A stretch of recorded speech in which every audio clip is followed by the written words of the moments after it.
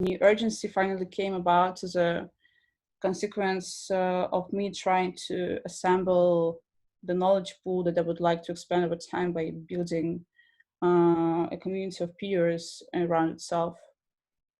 It's high time that we move beyond design culture that singles out the individual self towards the distributed design intelligence.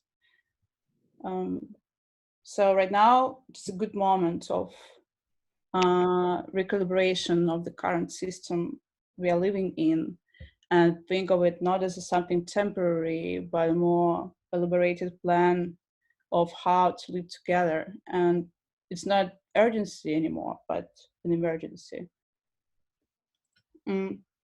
So as a discipline, design is especially good at aesthetics and decorating the surface while maintaining things as usual.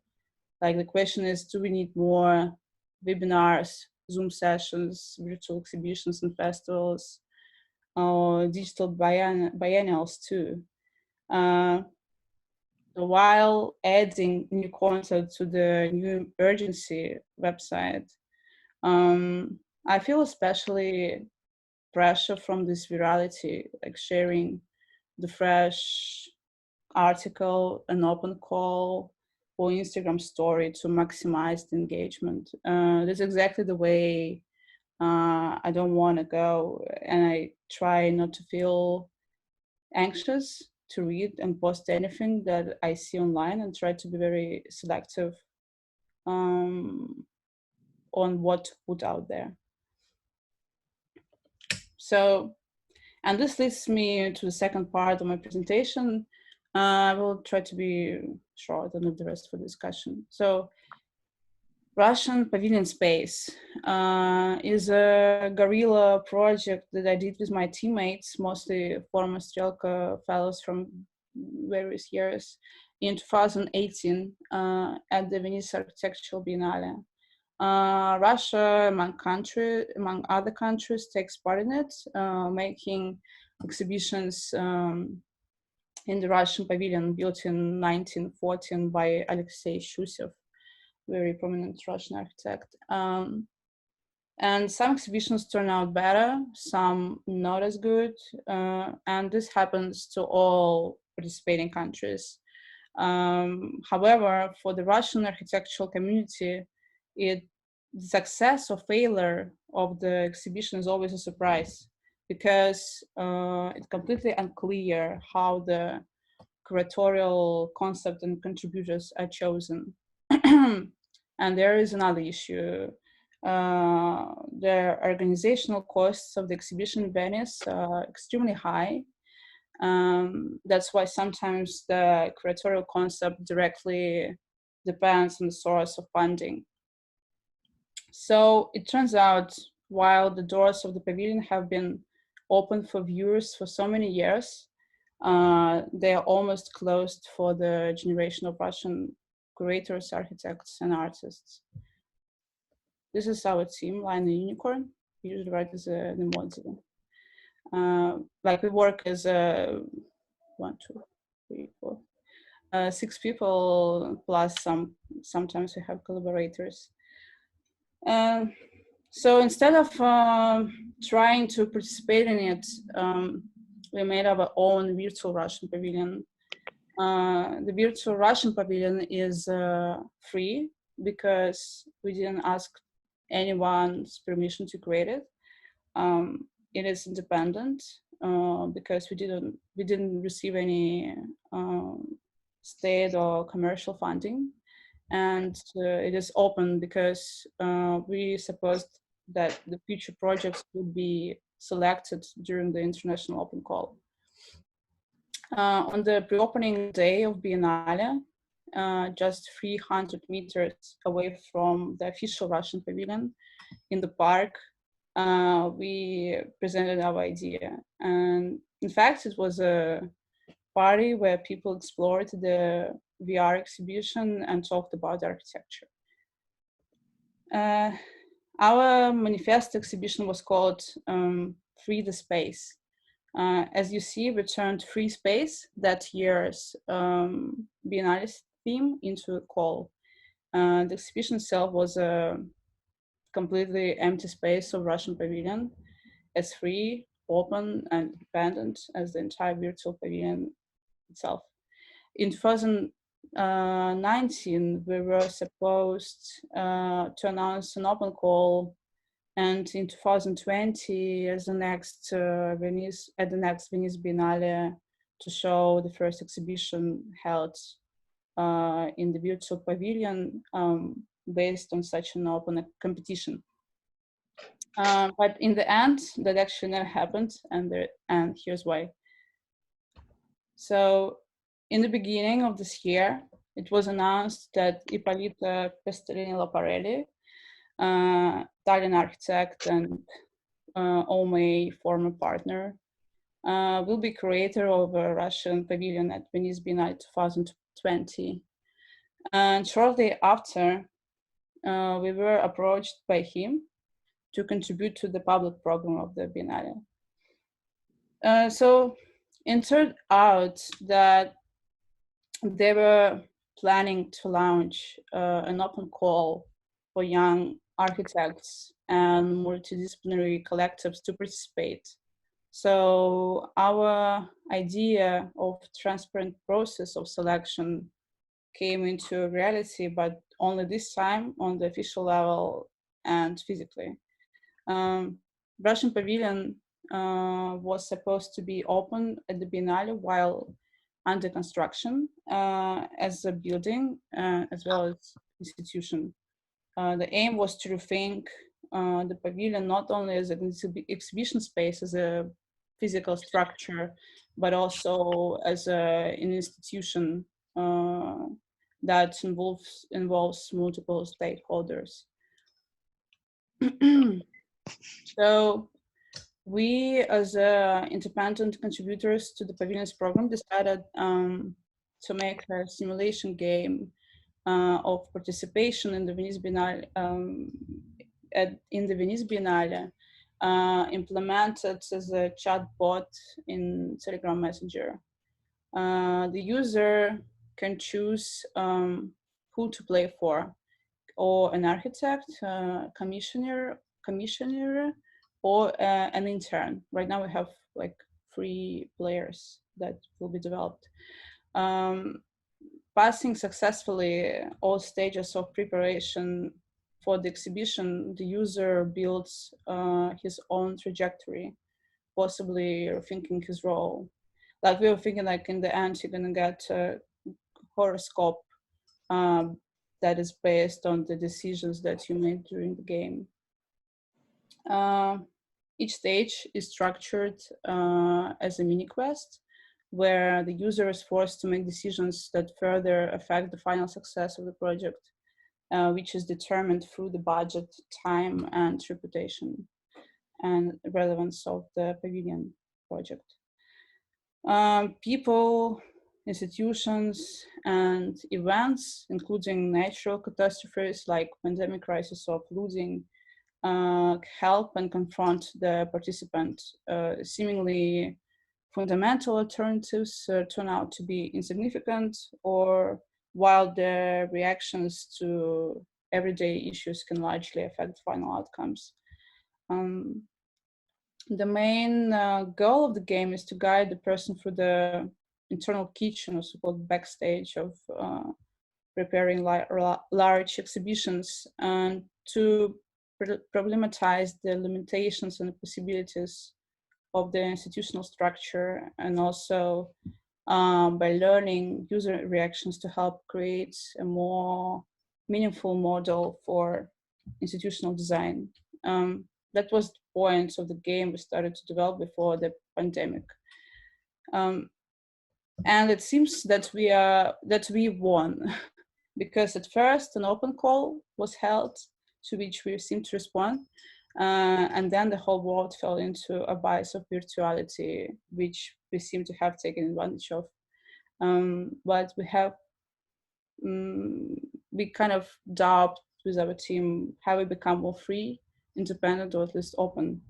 So technology is the answer, but what was the question? That's it.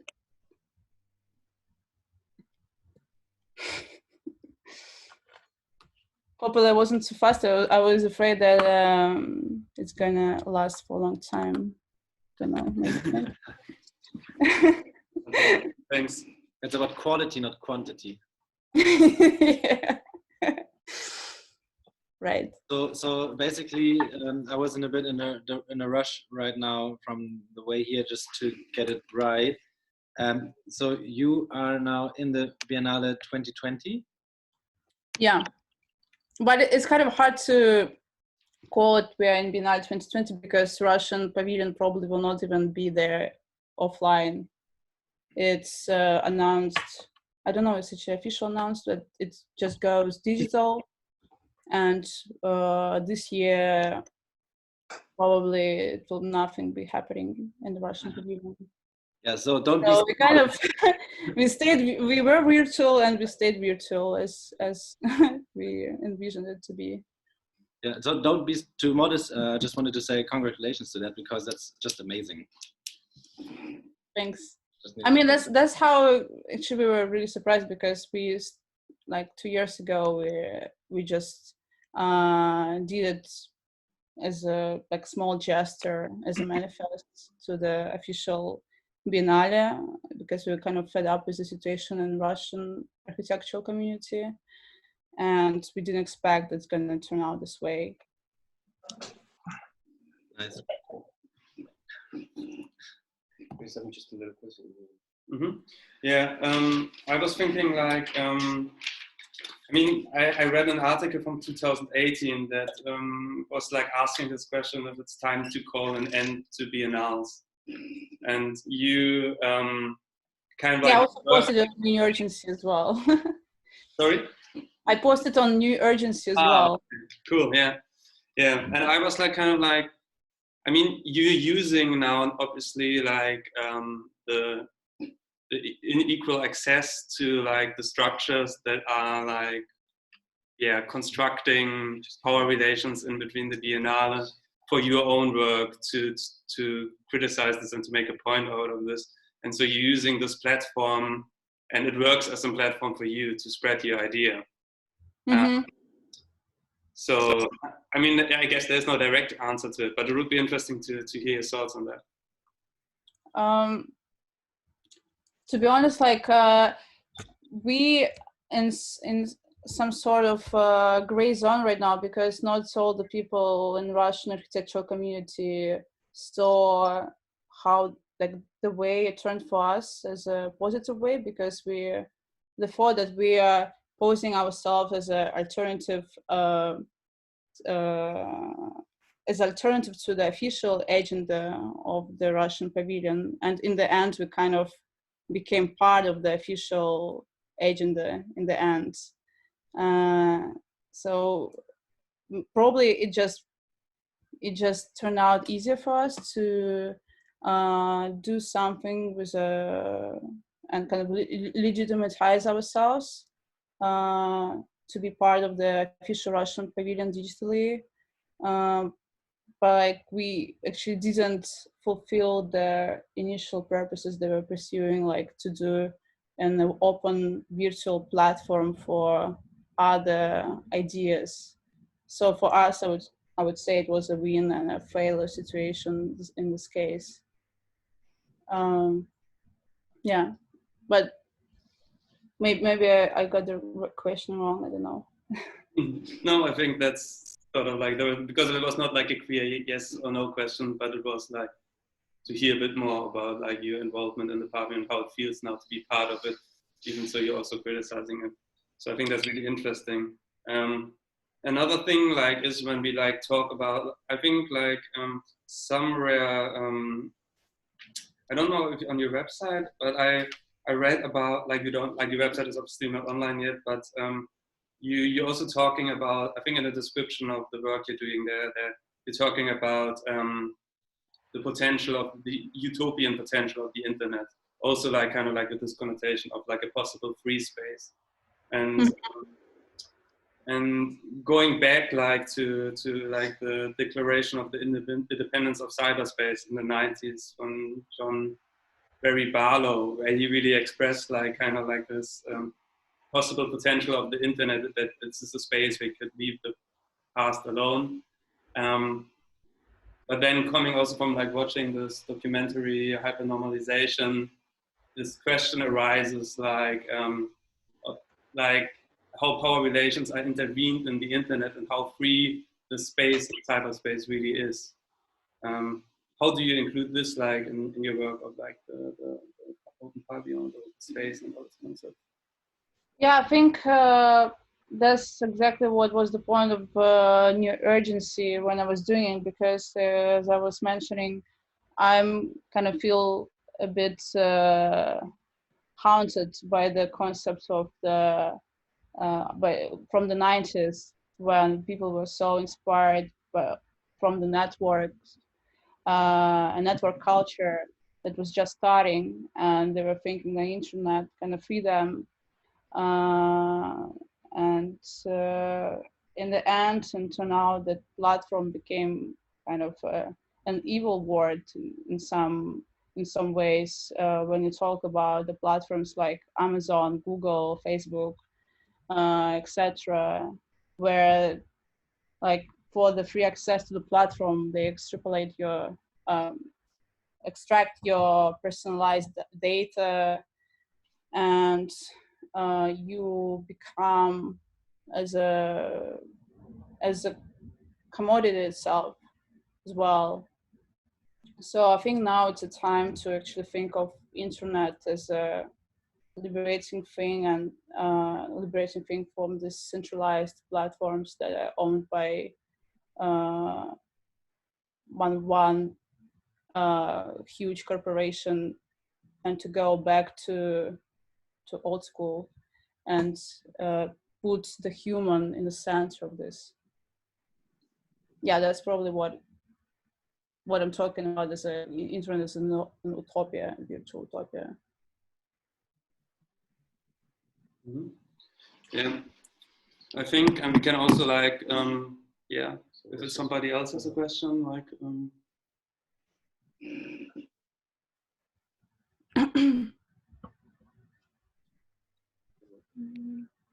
Hi, I would like to ask something. Hey, Karina. Hi. Very interesting talk and nice work also. I was just wondering, like with just what you just said, and also like it kept me thinking throughout your talk, like if you have a standpoint of the current discourse of technology, like in this, let's say, techno-capitalist society, like what's your standpoint, if you have one, or do you want to place yourself in the middle and kind of? Oh, I'm totally against it. Okay. I mean, I would say, of course, somehow we all part of this, so we can't just opt out of the system and just pretend like it doesn't exist. Of course, I'm also using all the platforms like Google, Instagram, etc. But I'm just kind of being more realistic about this and understanding what I'm going through. But in my views, I think I'm totally leftist. I mean, yeah, I support leftist ideas and thinking of potential of liberating internet from the capitalist logics, and probably that's why I'm actually interested in researching those practices that are challenging this and their practice. Yeah, double word. You know what I mean, like designers. Oh shit, sorry. Design, like my table is falling apart. Like me, in my professional career, working as a designer and dealing with a lot of visual stuff and aesthetics, it just like feel at the same time is like completely frustrated with what I'm doing, and trying actually to invest at least some of my time into doing something more that makes sense to me, like at least with this small projects, kind of to think of how we could change the institution itself, and how we could, or like with new urgency, how we could create a community of people who have similar views, and try to use design as a tool to kind of talk about the issues in a new way. Like, of course, there's like a lot of, it's already, that's why at some point I feel I'm not really into writing something, or like creating sort of podcasts or whatever, because just like so much content online already about this, and I'm just trying to collect all of this and put it together to sort of map out of what could come out of this. I don't know if it's clear enough. Yeah, no, I see. Nice, thank you. Welcome.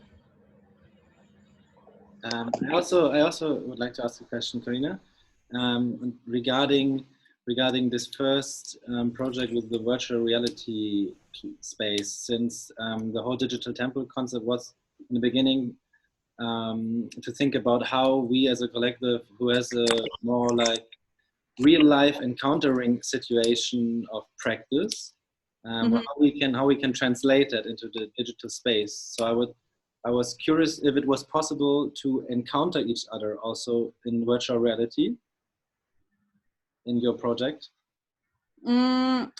We actually, in the beginning, we were just thinking of this as the alternative space, exhibition space, in contrast to the official pavilion. Just held in virtual reality, because it's much easier to do this, because you don't need an actual space, and you don't need an actual permission to do this, and also it's very low cost to make, and it can be expanded within the time, and could attract more and more people to participate. But I remember when we were like planning this before the official 2020 Venice Biennale thing started, we were in negotiations with the guys who were developing this virtual reality tool for exhibition making. And I think that's also like you can create the space where several people can be at the same time, but I don't really know the technical side of it, like how people actually could interact with each other. So, yeah, it's I'm pretty sure right now there's lots of projects that are exploring it right now, but like to emphasize again, like our thing wasn't so focused on virtuality itself, but more on the institutional design. Yeah, like to actually make the curatorial process open and transparent in comparison to the previous years of Russian Pavilion. Yeah, nice. I was just curious. Yeah, so VR is basically just a tool, but at the same time you still need the people to be there, like the network of people that you want to invite. Yeah, but in the end it never happened, because our first virtual pavilion exhibition was just a static virtual reality installation where you just put your glasses inside. There is an empty pavilion. You can just see it's 360 degrees, but not move around there. It's like it was very like kind of basic, but just as a manifesto, as a message.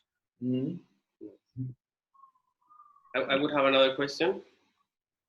Like, I really like some things you said. I think it's like super futuristic, this kind of like speculative futures. I mean, futures, futuristic, yeah. And, but I like this, like, I like how you talk about kind of looking to for the answers into the future, not so much into the past. And I also would like to know a little bit more about what you say is with the problem with the institutional design, because I don't know, maybe what is your point of view and that, what do you mean with what is the problem with institutional design, and also, like how is this, how does that link to your belief that there's not like a democracy totally works? I don't know, maybe it's like the three things that I'm kind of interested. I want to mix it so I don't ask too much stuff, but no, it's totally clear. What I mean in institutional design is not, I mean, in our case, is if you narrow it down, it's at the level of the Biennale as an institution. Like this graph that I was showing to you, this actually was posted on Instagram of official Russian Pavilion. It's exactly the things that we were thinking before actually they launched the call. And thinking of how you can change the structure of organizing this kind of global events, like Biennale format, just already so outdated in the sense that there's so many biennales around the world, and just like it feels they're producing content, like a lot of content, which is like very similar to one another, for the sake of attracting lots of tourists and this how, I forgot the term, how it's called, like biennale, some like when people travel from one biennale to another biennale, just for the sake of creating this social media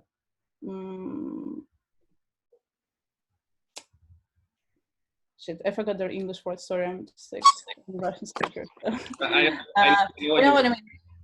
And so the thing we want to explore in our game is how actually the process of exhibition production can be changed. How can you involve more people, maybe not people who don't have such a big voice right now, because like if you see in various biennales, it's always the same people that are invited, and the young generation don't have such a big input into this large scale events as what happened 2 years ago. We had a real project and it drew attention, but it still wasn't such a big event. Only with our like friends and friends of Red came.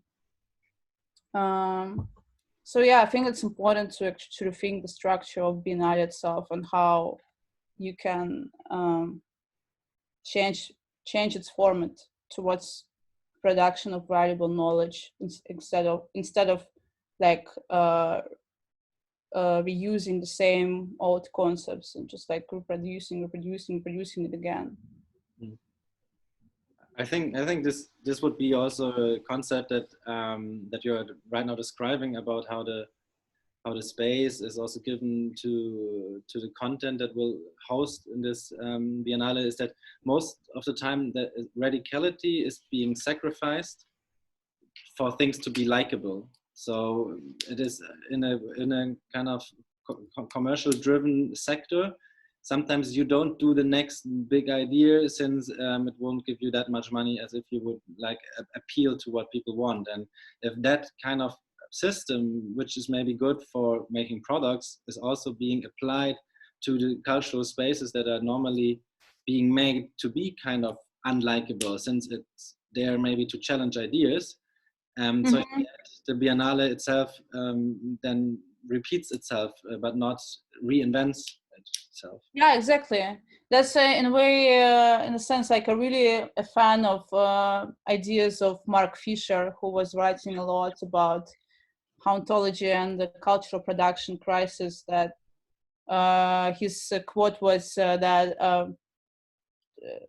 21st century culture is a 20th century culture distributed by high-speed internet. that's basically what's happening right now in different cultural events. That's just basically you it's like circulation of old ideas over and over again. And maybe if you change the structure, the institution itself, it could be a force that will drive the new ideas pumping up. I don't know. And what do you think about institutional that comes from universities, like that is not so much from like biennales and stuff, but like all the design that is being taught through universities? Do you also consider it like there's a problematic there? Yeah, definitely. I personally was really a victim of this system because I have two educations. One Russian one, was studying for 5 years, and don't think of it as something valuable except of learning languages. And then I studied masters in Germany, and also like studying heritage studies, which also like 2 years program could be probably fit into 5 months thing. I think right now probably the crisis will change the way the education works. Like a lot of like, for example, like what's the point now of studying in university online, while you could do like you can watch this recorded videos and attend a lot of Zoom meetings outside of university program. Just I think universities have to rethink their programs that actually reflect the current situation. In this case, I, for example, really fan of what Strelka does. This, as I was telling before, I was doing this 5 months postgraduate program that felt much more useful than 7 years of my education before. I think that this multidisciplinary educational models are the future. Yeah. Regarding to that, because I also like that you have this kind of meme focus, since it's giving respect to it's kind of the voice channel of a special kind of generation. And I saw this one where there was a schoolboy who was in school, and they're doing their things now, I think also over Zoom. And it was just a screen, and on the left side there was the Zoom meeting like it was like a math teacher, and on the right side there was the YouTube video of an Indian guy explaining the same problem, and was definitely better. And then the point where you remove the institution, like the need to be at the space to gain knowledge, but you can just take it wherever you want. Like I grew up with, like, when I want to know something, I go on YouTube and I ask people how it's been done, and there's mostly everything you can get knowledge, and you can also go really deep if you want.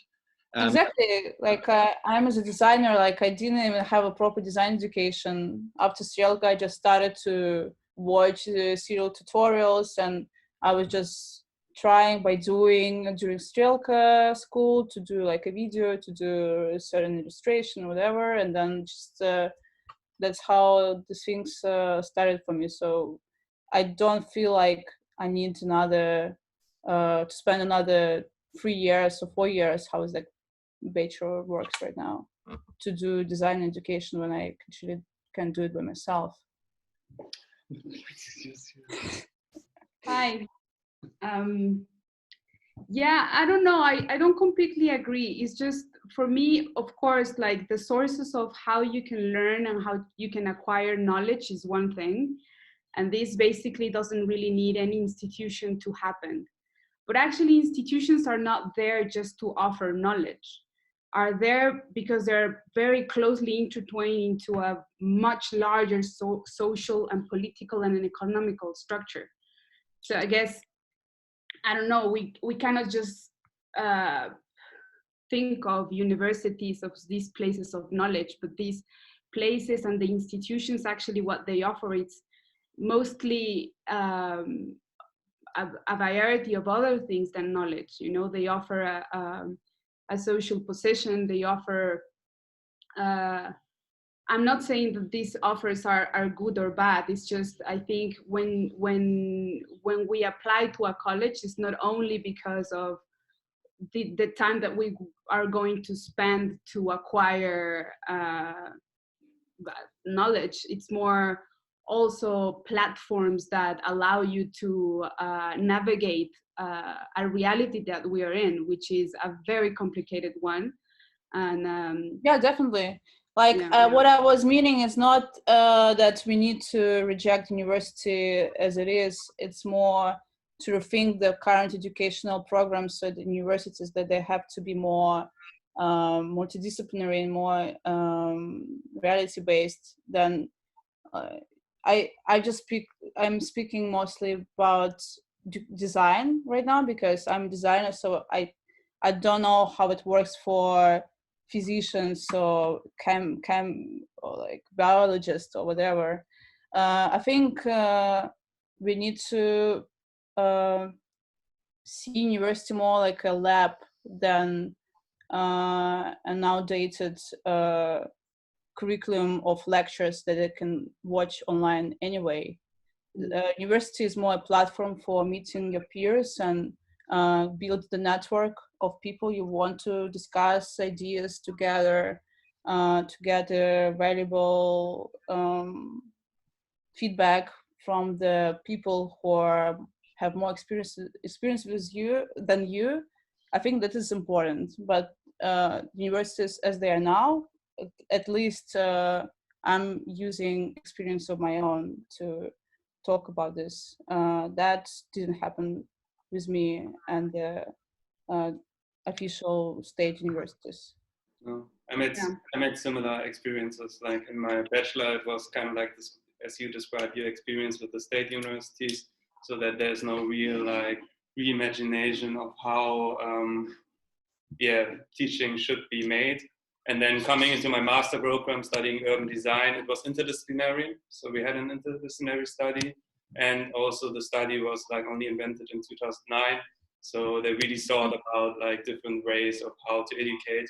And this really made an impact because, as you said, it was more focused on like finding patterns of how to collaborate together and to find ideas together than it was actually about accumulating knowledge. Mm-hmm. I mean, it's also a very important economical side of this. If you look at USA, just the education system there is so fucked up, and at least in Germany, you can get a free education that everybody can have access to. We should think of more fair education distribution around people, like so everybody could have access to it. Is another issue, I think. Like me, for example, I actually wanted to study something again. So I was accepted to the MA program in media, art and design in Weimar, Bauhaus University. But right now I actually don't know what to do because I don't have a scholarship, and the ruble went so down comparing to euro. And it's really an issue, like to think of how actually you can study and make a living with this. So it's like another thing. It's like only like middle class people. I'm not even talking about rich people who have access to like the highest ranking universities like Royal College of Art or Sandberg University. That I can't even think of it. I can't even think to study in there because it's just not my budget. We have another question. Mariana? I have a comment. Actually, I have a comment about that. So you talk a lot about kind of democratizing as well, or making knowledge more accessible. And do you think that, for example, by creating digital platforms, knowledge becomes more accessible, and to whom? Because I think that, for example, we think a lot about universities being sort of part of a certain group of people that you cannot access if you have certain amounts of money. Yet, for example, knowledge that comes out of Biennale or even a university, is that accessible to everyone? And is that sort of like, would you think that that's like a way forward towards making knowledge more public? Or would there be any sort of other platforms for that? Yeah, definitely. I'm in favor of making knowledge more public. It just, of course, you can't just like with new urgency. For example, that I'm making this knowledge shareable and open source. I don't even know if I'm legally have rights to post a PDF book without any copyrights. But I hope, like, because it's just a small project, nobody will do anything to me. But I think anyway, even if you have this kind of platforms online, it's still like digital platform is not enough. You need to have a physical encounters to actually feel the network around yourself. Just like being online all the time and read books doesn't really say it doesn't have any value on its own. Just like if you can't actually apply your knowledge somewhere through the interaction with humans. Yeah. I heard it very badly because of the sound of your recording on Zoom, but hopefully I will understood it right. I don't know. Yeah, no, sorry, my connection is really bad. That's like, I think in a way one of the most also limitant or one of the limitants of these kind of platforms in a way, no? Like I was talking with a friend just yesterday that having, for example, this kind of access to good internet or good connection is in a way also like one of the maybe one of the ways you can have like a more quick and more quality access to this kind of talks or this kind of education, no? Like in these times where we are having so many Zoom meetings, then it comes more to the surface who is in a way like having more access to or having sort of the privilege to a faster internet connection, for example, no? Mm-hmm. Or if you live like in a rural area somewhere, like your internet might not be as good as someone who is paying double as you in the city. So all these questions also happen or like come to the surface when we are talking about also like transmitting knowledge online. Yeah, sure. So it just it just interests me sort of if we are talking also about like during these times of making sort of changes forward, or like if we are speculating about our future, how can we view knowledge distribution in a fairer way? We sort of taking into account that this whole story of who has more access to knowledge via internet or the Biennale or culture in a way by internet is also like yeah, Mhm. yeah, it's also a matter of if you have the infrastructure or not, let's say. Yeah, that's the point. Like internet is just a tool, but it really matters to whom this infrastructure belongs. Is it Google, or is like a fair like peer-to-peer network, where you don't share your data with the platforms, with the platform that is on at first point is free, but you actually give much more that it gives to you. And to this relating to this point of internet access, actually I remember I was reading about this Facebook big project of investing huge sums of money into third countries, rural regions, to provide free internet access. Yeah. But I mean, it's not like shouldn't be seen like a solidarity thing, but they most of all they use it for their own profit. So it's really important to see who it's of the top at the top of this infrastructure. Mm-hmm. I mean, I think I would also have a comment on that. Yeah. That also, like, for example, like every platform, doesn't matter if it's virtual or real, it has a kind of exclusivity to it, because access is a thing everywhere. So also with the internet, it's kind of difficult to know if actually the internet is another space for exclusivity, or is the internet empowering more people than universities in real space. So at the end, like, the balance is also difficult to know, because maybe universities are still not in places, but internet is, no? So I think it's kind of it's difficult to know what is empowering more people at the end of the day. And it's not so easy. So maybe, like, there's some people who say, like, internet should be a human right, no? And it should be there with water now. That I think basically, I think it should be a human right.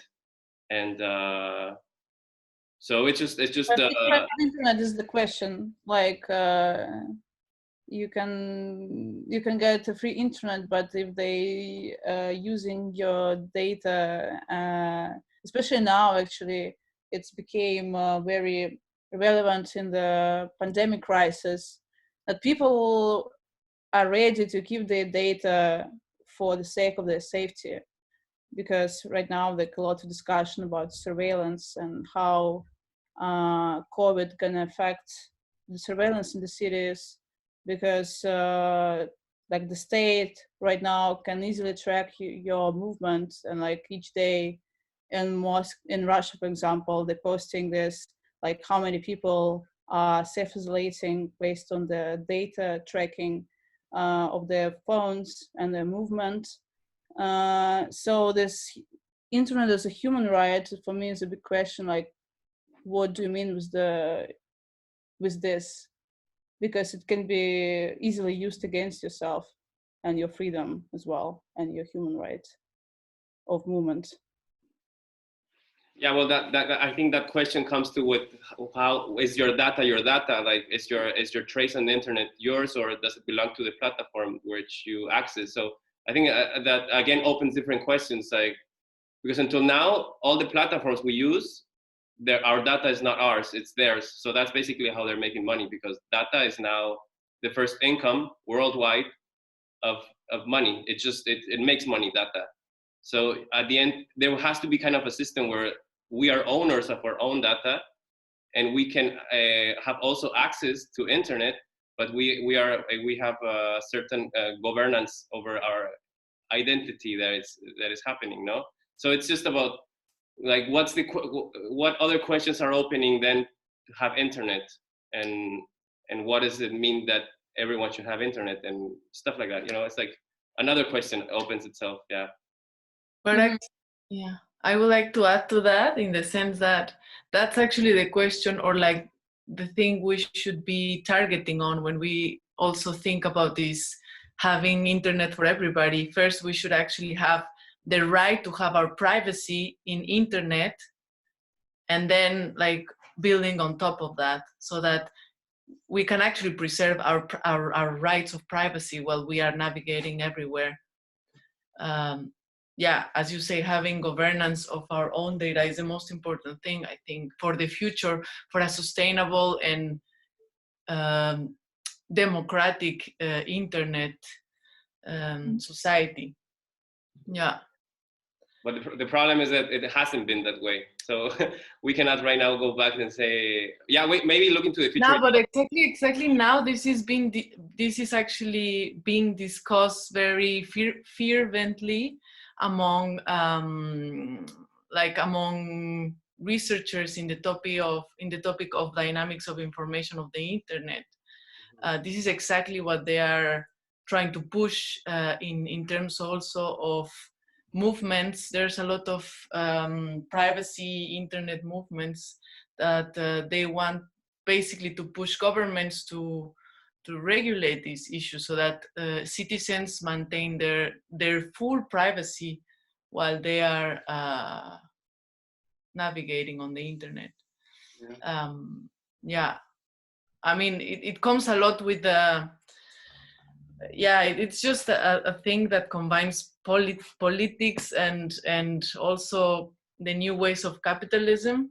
But I think it's a very important issue to address. And I mean, I think it's really exciting now, because you also said like the future came faster than we expected, and the effect that has on like the implementation of all this like surveillance technology we are seeing now, because we're seeing discussions that are usually done like over, I don't know, 2 years, happening like in a matter of 3 weeks. In Germany, they talked about this tracking app, and the government wanted to implement it like with a centralized storage. But then the whole like kind of like science community was kind of like outraged about this. And so they changed it now to a decentralized approach to be more trustful towards like the general public in Germany. So yeah, I remember the discourse starts around this, like also in society. But what scares me is that people are driven by being scared, and so they might easier say yes now than they would before. Like what? I didn't hear the last phrase.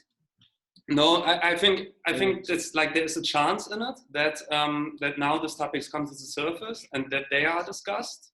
But at the moment, people seem to be driven by being scared, so they easily say yes to a lot of decisions. Sorry. Yeah. I guess it's very dangerous to take those decisions in this time of. Second. Oh, so sorry. Papa ruft an. To take the decisions in the time of the social hysteria, when like you just act first and then think. I think it's important actually to think in advance what consequences will this like decisions that are made during the crisis, how they're going to affect our lives.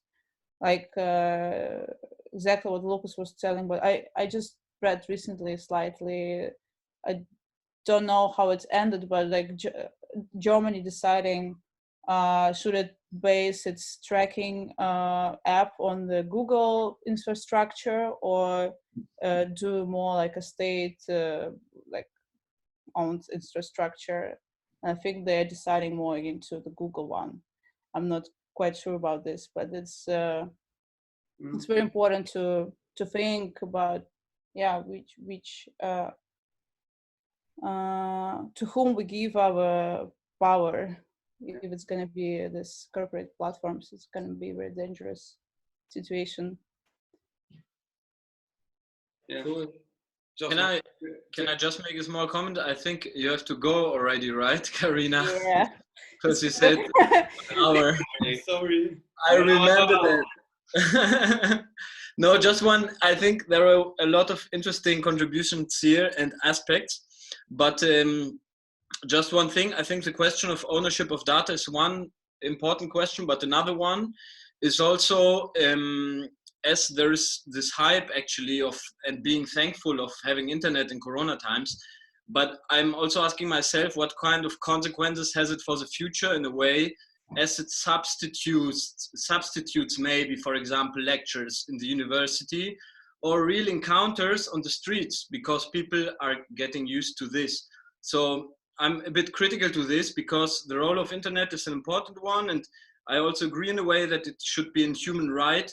But yeah, the question is also, what is the consequence for, or does it substitute in a way some, for example, educational programs at all? And in the university, in the Hafen City University, they're warming some of the people's making lectures about this conditions. Actually, it's maybe also a question of getting used to these techniques, etc. But I'm critical that it can substitute, or also human resources in a way. Yeah, sure. I'm also very critical about this. I think this internet lectures are kind of a temporary measure, and probably will just after the quarantine ends, it will just replace, I was like, the meetings that could have been an email, but some important. I mean, of course, like the formats like workshops or seminars, they should be offline and human to human, and I don't. Oh. Sorry, that was just for the recording. So okay. So I was thinking that it ended. Sorry. What I was talking about. Yeah, and I think still, like, technology or the internet, it can't replace the human interaction. And even in our case, as the virtual pavilion, for us is very hard actually to do the whole project at the times when you can't actually meet together in person.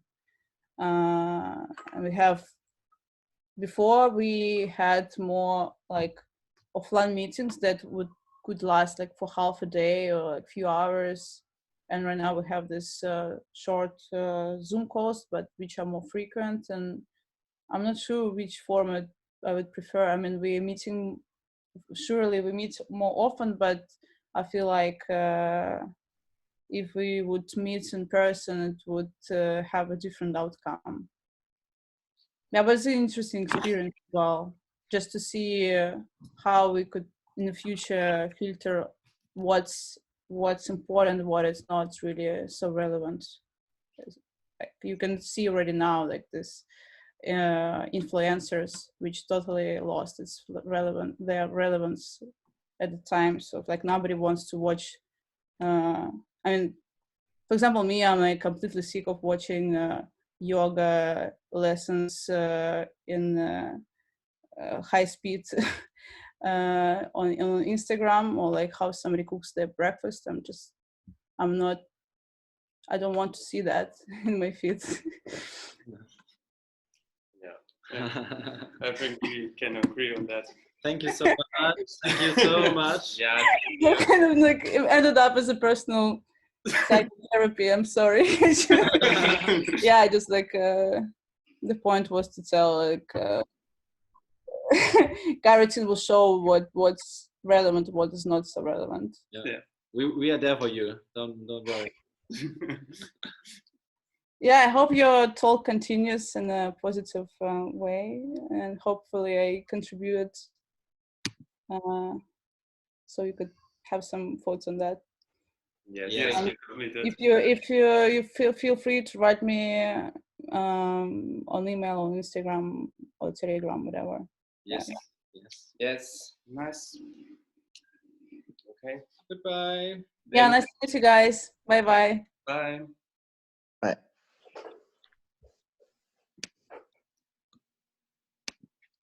Okay. Everybody's awake. Now comes the juicy part. come to second part, and maybe it's also going to be 1 hour, I think, at least. So I don't know, like if someone wants to take a break or what, or like wants to go to the toilet or wants to watch some yoga videos or wants to quit, it's okay. Yes. Yes. So today we invited Queering Corona Crisis, a collective working on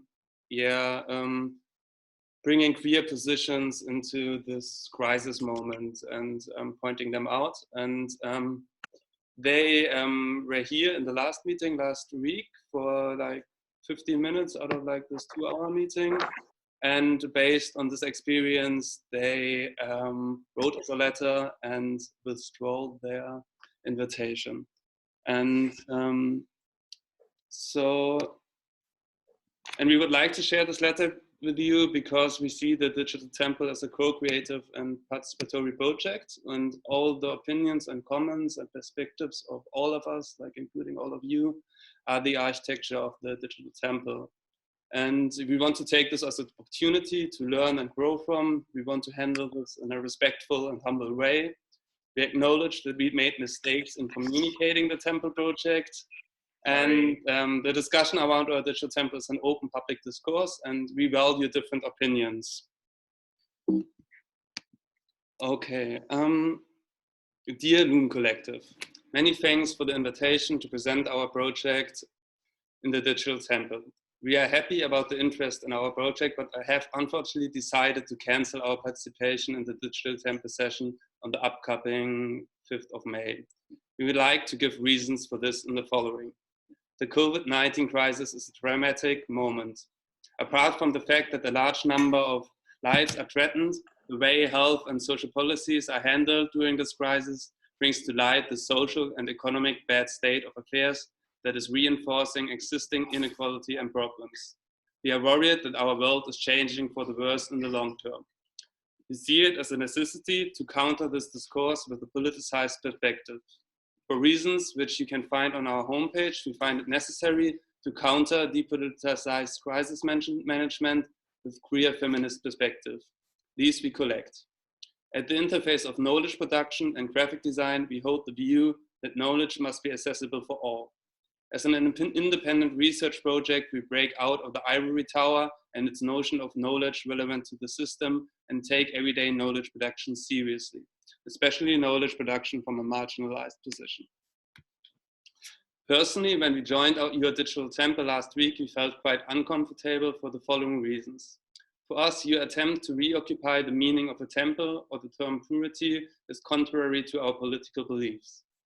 From a cultural historical point of view, you know that temples are not or have never been places of inclusivity or even open spaces where critical thinking and discussion takes place, let alone places of knowledge production from a marginalized position. Instead, they usually come with a set of highly regulated and hierarchical modes of behavior and have always been places of hierarchical exclusion, be it the exclusion of women who have not been or still are not allowed access due to a supposed lack of purity or because of an affiliation with classes outside the elite. We understand the creative need of reimagination, and we do not want to negate that spiritual places give people power. But as scientists and feminists, it seems cynical to speak in a space that does not position itself accordingly. It seemed to us that your concept is sought too short, and that is exoticizing and romanticizing the terminology being used. When deconstructing and appropriating concepts, a certain amount of caution is always necessary in order to avoid cultural appropriation and not to conceal the actual history and meaning of the concepts. To the digital, we do not see using the digital as an opportunity here, but rather as a necessity due to the circumstances to conduct a cross-budget transnational discourse. However, the digital excludes people in many ways, enhancing existing problems. Not all people have access to computers and those to the digital world. Sooner or later, we plan to and are also looking forward to meeting again in physical spaces. On all these points, we are not sure whether they are currently being considered in the conceptual and actual implementation of the digital temple. The simultaneity of the desire for exchange and diversity propagated on the homepage and the desire of to temple is still contradictory for us. We are unsure whether marginalized views are really seen. We all observe a naive approach to systems that are repressive and oppressive in terms of human history. The sacralized separation of knowledge production and knowledge access is only one of many issues that have caused us feeling uncomfortable. Room has no political self-image that we can call upon or orient ourselves by. And we do not know whether we were actually seen as a feminist group when the invitation was extended. How we communicate on our account and also on the provisional website, we position ourselves clearly feminist and political. We speak out against the oppressive mechanisms of neoliberal capitalism and racism. Among the variety of its mechanisms, the exercisation is part of. Of course, we are not perfect, but our goal is to work as free of hierarchy and collectively as possible in order not to reduce injustice any further. We are not confident about presenting a politicizing project in a space that, as we understand it, defines itself as non-political. In conclusion, we have too many belly rumblings at the moment and must adhere to our own standards and ethics of care for us and for everyone. We don't want to talk into your project and hope you understand this rejection at what it is. First of all, it is the product of a personal malaise, a result of feminist, activist, but also social scientific expertise. We apologize for the short-term rejection and hope to be able to have a different dialogue in another process. Love, grieving Corona crisis. All right. This letter really helped us now to kind of like think clearer and to make our argumentation of what the temple is about, even sharper. And I think it would be like an interesting opportunity now to go through this letter all together and to talk to the different points they mentioned and compare them to how we perceive the temple and what happened like in the past. Not necessarily the letter itself, but the points that I think are super interesting. Like they mentioned the temple basically as you know, like a hierarchical structure that maybe is no longer able to be reclaimed somehow. And I don't know, we would just want to open the discussion with you guys to see what are your perspectives, because I think we can, rather than kind of like shut down a conversation, I think it would be interesting to just open up and see what we can kind of like learn from this. That is, I think, a lot. And there's many points, there's many questions that we can pose. Maybe if someone has an observation, they can say it right now, or we can also maybe just talk about some questions that we have. I think it's good to go through it linear because it starts here, so we just go to the points step by step. Okay. Mm-hmm. But I would just to hear the other people, like what do you think?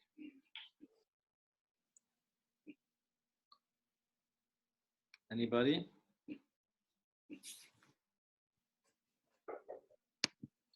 Maybe I can say that, let me just go through it a bit again. I mean, in a way, everything that they say, it's somehow true, no? Like all these terms are historically, they have a very strong connotation. I think we already talked about it. But I think they kind of have a very strong point of political point, I guess, that for them is just a bit unsettling to just associate themselves politically with such concepts, even though your like meaning loom definition of those concepts is not as historically or like how they been defined. But I can see, I mean, I can understand somehow their worry, because I mean, imagine we have a different imagine, like, I don't know, instead of temple, we call it, or like we use terms as, I don't know, you can think of any controversial term like Church. no, not even, like, even more stronger, like, I don't know, white supremacist or something like this, like white supremacy, and then try to feel like redefine such a concept with something noble. It's like, it's somehow quite difficult, there's like a very strong connotation towards those terms, or any racial term you can say, or any maybe colonial context sensitive term. All those things are quite hard to reposition. And I think from a feminist perspective, the notion of temple, and just by itself religion, I will say, it always comes, it makes you think right away by the strong historical patriarchal connotations that it has, no? Mm-hmm. So I can see their worry, even though I feel that it would have been also nice that they really tried to listen more to what was the project about you guys, like or us, like the digital temple, no? Yeah, but I do understand, like, the worry from them, and like why, as a feminist with very strong political standpoint, actually, that they are being very clear about it without any hesitation, just like, boom, this is what we are. Why they will feel uncomfortable to be associated with just some sort of vague notion of something that historically is very patriarchal insinuations, let's say. I don't know if, yeah. Can I add something to that? Mm-hmm. Yes. Sorry, for me, sorry I didn't come last week. I was quite busy writing. I was writing something for work. So but I will kind of talk from my personal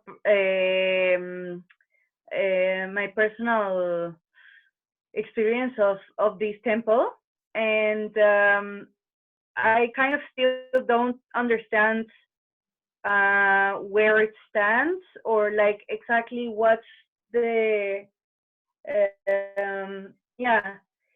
I think this letter expressed it, like, what's the political standpoint. I understand that it is more like a neutral arena for discussion or exchange, or the production of a certain type of knowledge. Yet I'm still a bit confused on what are we actually questioning here, because we are also sort of, we are questioning, yet utilizing certain both narratives and tools that we are some people sort of express to have sort of negative feelings or negative thoughts towards. So in a way, for me, it's also a little bit unclear where this is going. And I think I expressed this to Conejo once in a private message, in terms of what are we here in this cyberspace intending to do, and what's the end result of this. So in that sense, I would recommend, and maybe or probably you already did that last week, to kind of find like an aim towards what you're what this sort of temple or this group is trying to create, right? If a temple is a space, like a holy space for reflection, if you want to take that sort of metaphor to build upon the space of the temple, what defines this holy space, and what defines it also. Yeah, I think that's and what Anna was saying, like you really have to be aware of what does the temple have as a connotation historically, but how can you define it in a way that you're also questioning that historical charge that it has, no? And I think that would really help.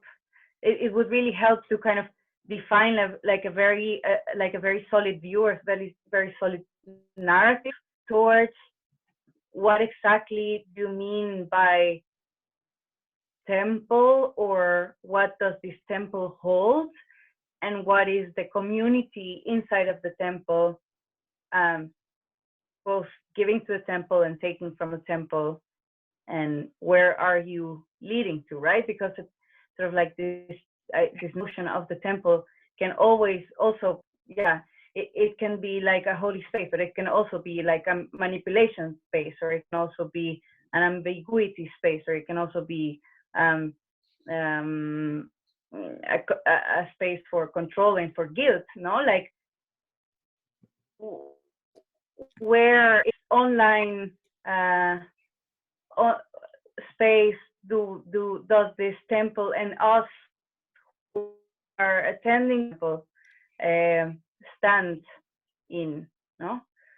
Maybe it's something that needs to be worked on a bit more. Yes. Yeah. If someone has another opinion, maybe we can also answer some questions. Also talk a little bit. Yeah. When I read the letter, one of the things that made me feel uncomfortable was the kind of like these people are talking with very idealistic points of view on what's on a very weird way, what they mean about giving voice to those ones that are not with a voice or whatever. I don't know. I think there's just like a very misunderstood concepts on what's critical and what's open and what's a community, on what's a lot of things are now being discussed by us through these digital temples. But also I think to wait so much on the world temple and not so much on the actions that we are actually building and doing, for me it's very kind of, it's bad, it's to say, oh, just because you use that word then I dismiss you as a person that I want to talk to. It's just too much. It's an overreaction, I think. Yeah, also because we didn't have the opportunity to listen to their thoughts and to their I don't know, what I wanted to add about that is that the ones that are being dogmatic are them, and that's like the worst positioning in these times, because if you are moving yourself only through a set of values that are like a Bible or something like that, then you are not being able to navigate the reality, right? You just identify something that it's not on your vocabulary and you dismiss it. Mm-hmm. And that's the worst version of being critical. Mm-hmm. Precisely because you stay on the surface and not in the deep thinking of any concept. Mm-hmm. Which is, I think, what we are looking for since the beginning, like mm-hmm. being able to go into these things that were triggered by COVID, and think why they scare us or why they attract us, how we are being manipulated. And yeah, that part about her being, I don't think that they were even 15 minutes. I think they were 10 minutes. And that was enough for her. Yeah. I don't think that it makes sense. Yeah, kind of like, I mean, I'm reading again here, like we understand creative need or reimagination, and we do not want to negate the spiritual place giving people power. But as scientists and feminists, it seems cynical to speak in a space that does not position itself accordingly. Where do they get that idea? Where do they get the idea of any of us not having a political standing? It's infuriating to be dismissed this easily by someone who's claiming so much political stand, kind of. It's just weird. Also because I think the question that they arised, which was one of a lot of women being dismissed by or not having access to temple and menstruation, was completely not, I mean, she didn't even hear the answers that we gave to that, especially the one that I'm closest to, which was the Manolo's answer to that, about adding more organic kind of aspects on everything that we're thinking through this digital temple, and the actions that we can pursue through changing that set of mind. I don't think even that it was heard, we weren't heard. So I don't know. Yeah. Yeah, it was like judging a CD for its cover. Yeah. I mean, what I find, somebody else's point of view? Malaka? Yeah, maybe just a quick comment, because I don't want to, I don't know the whole concept, and I'm more a quiet participant, let's say, but I enjoy it. But in a way I can understand some points also from my personal observation of the last weeks. It's the term, okay, temple, it's one discussion, and it seems that I even don't know which person was for them participating last week here, but because I came late. But I mean, in some points they're right, I think. And I think, for example, the word of the temple is, I suppose you were working a lot with behind, let's say, with a kind of actor network theory in a way, also to make the definition of temple flexible.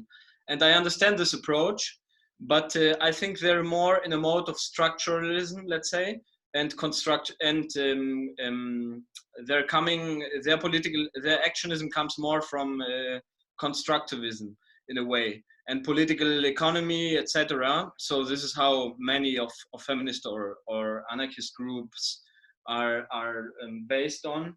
So I think maybe this was also a little bit the difference of general political action activities or social activities or action in a way of a collective, like you are as Loom.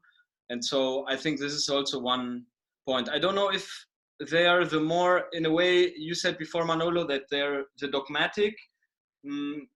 Yes, I also have the impression that they are in a way the dogmatic part. But on the other side, I can understand that, okay, it's not their vibe here. It's not the questions maybe they're interested in life, and it's okay. So that's why I think it's a good point also to reflect a bit the sessions, this letter. But it's I wouldn't also care so much about it in a way, but I would take it serious, because as I said last week in the session, it's always like this, that we are, for example, always male dominated in these meetings, and sometimes we have some more women. Now we have 3 women sitting here, and 4 men, 5 men, 6 men, sorry. So sorry if I suppose some genders now. I don't want to offend anybody now with this, but if, from my impression, we are 6 men now and 3 women. So yeah, but okay, it's just a point. No worries, but it's a point of reflection. Nada más, I would say.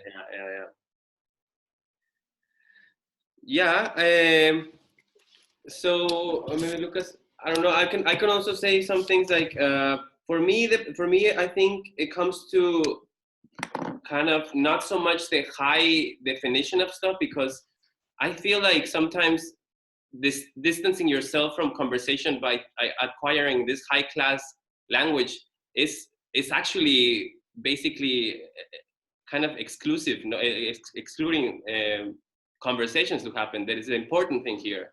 And yeah, we can dive into the terminology of what the temple is, but we have to also focus on what do we want to do and what are the things that we're doing, no?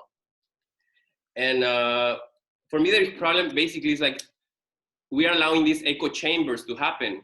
We are not allowing people to communicate with each other. They are having completely points of view, and I'm feeling like this is really the problematic above all. That I wish that no matter what, you can actually sit with someone and try to interchange as much information as you can, because I don't know if everyone knows this story. When you don't like someone, you don't ever talk to them, but suddenly you're drinking with them one night and suddenly you're friends, you know?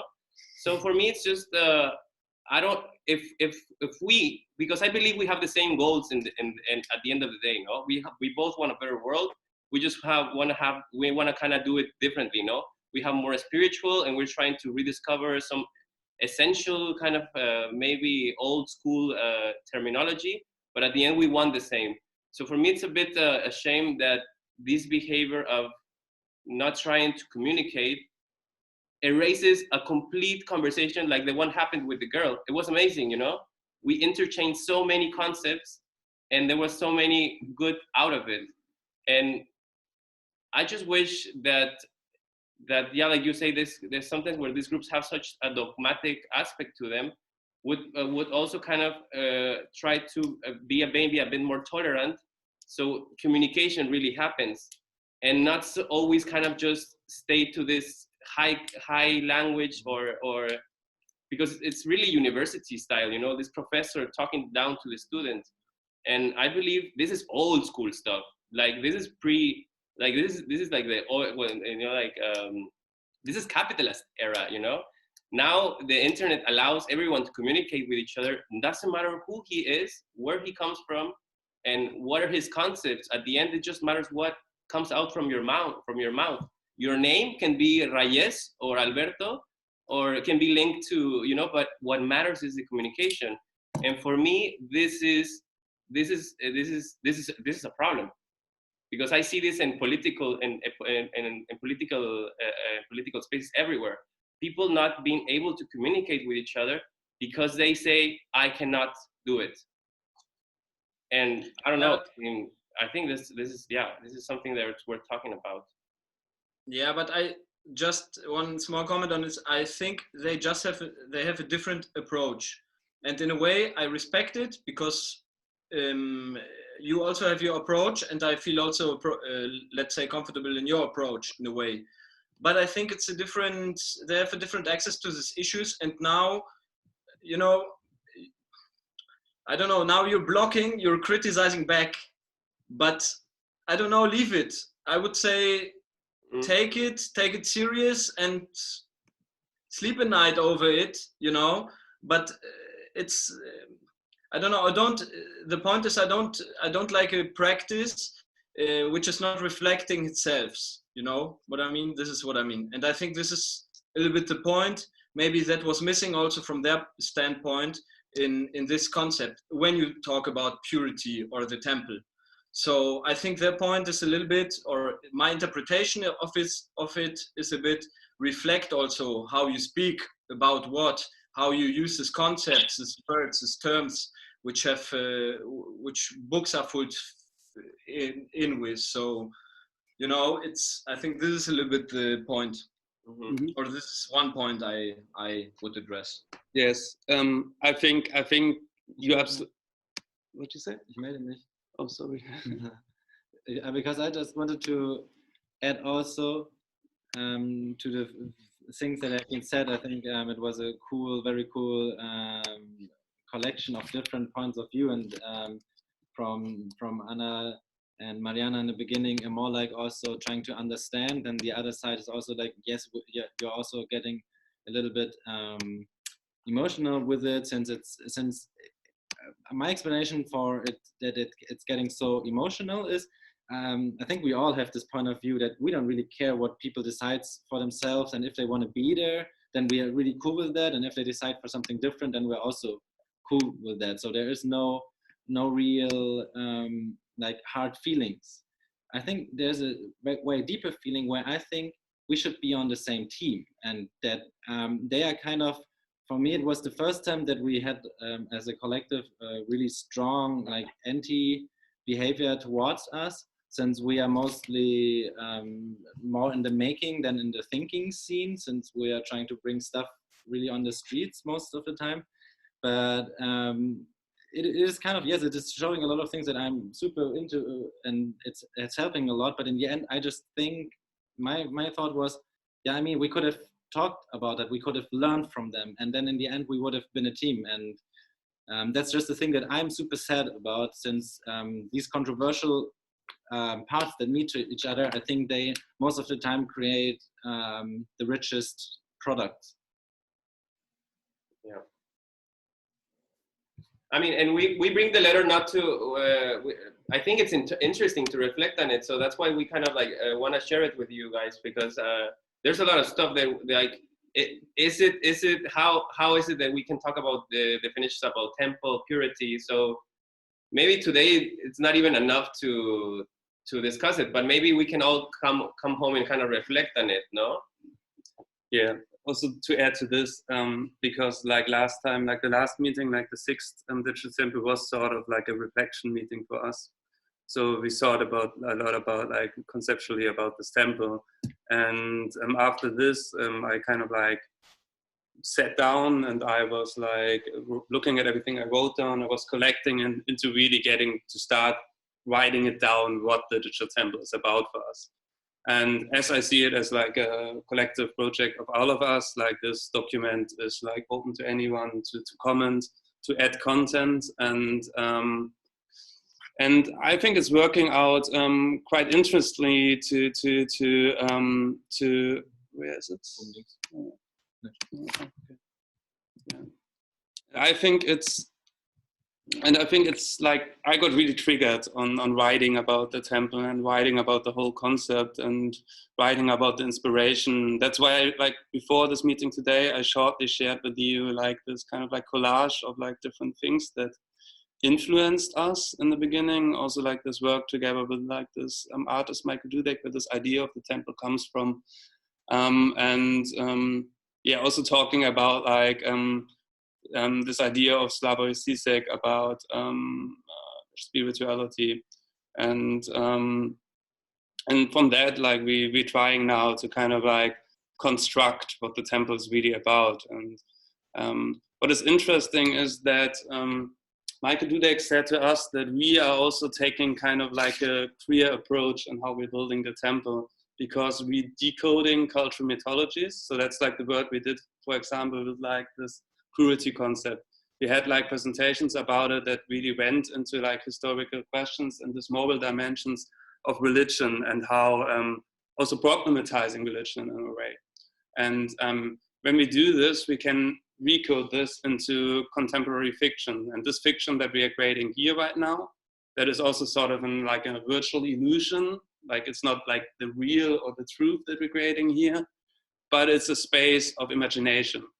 And it's a space of imagination, how we communicate in between each other, but also of like everybody sees like a different value in it. Like, I mean, last time we talked about like, what do we actually see? What do we actually see in this temple? So we also thought about like that you have like this, that the temple is sort of like a place for a diversity of belief systems, and that coexist at the same time. So some like come more from this tradition of this utopical potential of the internet that we spoke about today, that really believe like you can reinvent what it means to be human.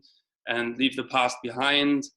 Others think more systematically within the temple, like redefine like communication and hierarchy patterns, like maybe like also like kind of like in the tradition of the Occupy movement, like finding ways to find a common voice and like what role does the individual or the collective place in this. And then triggered from this ritual of cross-referencing, we had also this like crashing of belief systems. So for example, like, which I found now also interesting, why I brought like this idea of referring to Pussy Riot in terms of like letting belief systems crash, or like kind of like storming a temple to kind of like give a punk prayer to speak about like structural inequality. That is like this quality that can derive from this like crashing of belief systems. And I would like to have seen this as well from this feminist collective, that they would do a punk prayer in our temple. And, yeah, not destroy it, but like to start a conversation with us. But I mean, that's also like, I don't want to, I also understand Andrea's point that they have like their system of thought, and that their system of thought doesn't work with ours. That's fair enough, and we have to accept this, and I don't want to criticize them for this. But what I want to say is just that a lot of like that is now written in this text is also kind of like fooled from their points they make about us, and it helps us to clarify certain aspects of like the past 6 temples. I mean, there's also a lot of work that has been done before, but we always thought like we didn't want to kind of explain it because we want to make it with, you know? So it's also like this fine line between always saying who you are before you meet someone, or discovering in the way, no? And I think it's kind of 2 different approaches, because some people just like upfront to tell you I'm a artist from Canada, and you know I went or there's a person you discover through the way. So it's also interesting to have this second approach to just like with you guys also kind of build it. And if you also have opinions about it, that these opinions pop out and we discuss why are we doing it and why not. And I think that's the important thing, kind of like to build it together, to get to that conclusion together. And I don't know, so that's why I'm saying, like, if you also have some kind of comments about the temple itself, or that are not coming from this group, but from your perspectives, it would be cool to know them, because that's what's building it. I would have a little bit about what you were saying previously of sort of, yeah, questioning these, the structures of with this temple, sort of existing structures. I think that, to me, I still have, for me, kind of this whole dynamic still lacks something that goes beyond the Zoom platform and making a presentation plus having a discussion sort of standpoint. In a way, also like temple or a group that is creating around the temple, I would say usually has some sort of ritual as well, or some sort of action towards what you are creating as a belief system. So first of all, maybe it would be interesting to read this whole text that you guys are working on to understand what exactly the belief system is. And then secondly, yeah, what are the actions that are going to sort of arise from that is actually sort of decoding the cultural mythologies, right? I mean, decoding the cultural mythologies towards that are in this wave of the Zoom meeting. I would say that needs to be worked outside of the Zoom meeting as well.